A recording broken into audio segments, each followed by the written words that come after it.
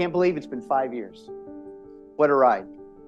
You know, when I think about the first summit in October of 2019 in Huntington Beach, California, I made a very strong declarative statement that it's time that we stop leading with standardization and stop stifling people to be what they don't want to be, but rather give them a path so that they can be themselves and start leading with personalization.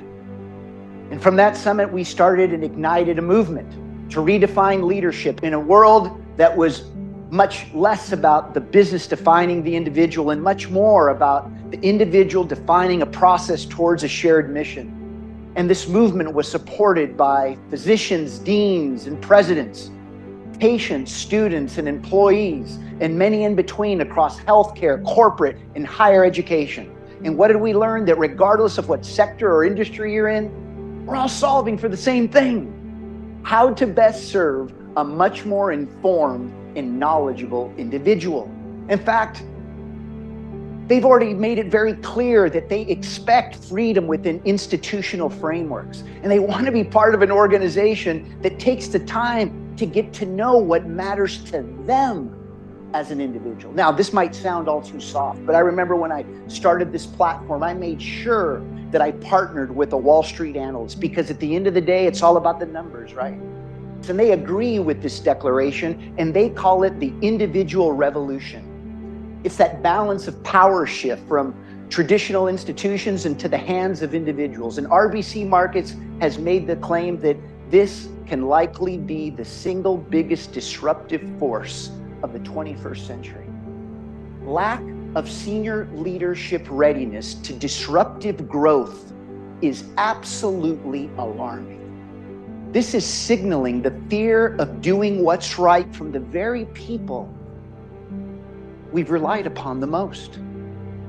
See, we need to stop creating the illusion of progress at the expense of real evolution. See, this is why advancing human dignity is more relevant than ever before. I mean, right now we're dealing with labor strikes, protecting people of their careers from the threats of AI, or labor strikes because of poor working conditions, burnout, feeling undervalued globally, earthquakes, fires, floods, tropical storms, impacts of climate change, wars.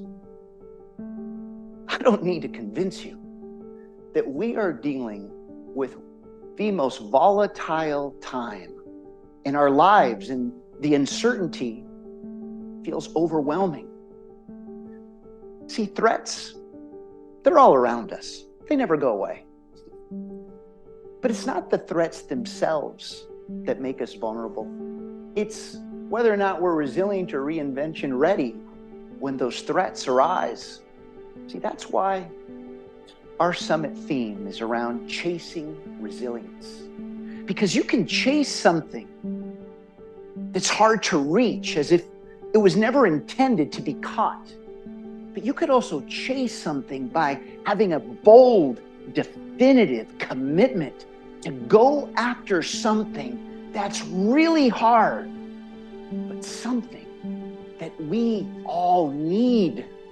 Your organization is only as resilient as its least resilient employee in your workforce.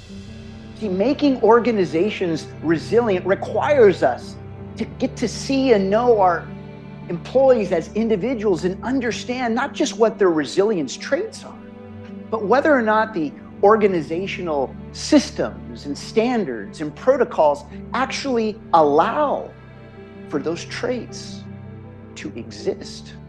I remember when I started, the week before I started my educational journey at UCLA, I was in a room of 300 people, and they looked at us and said, 80% of you will drop out and fail.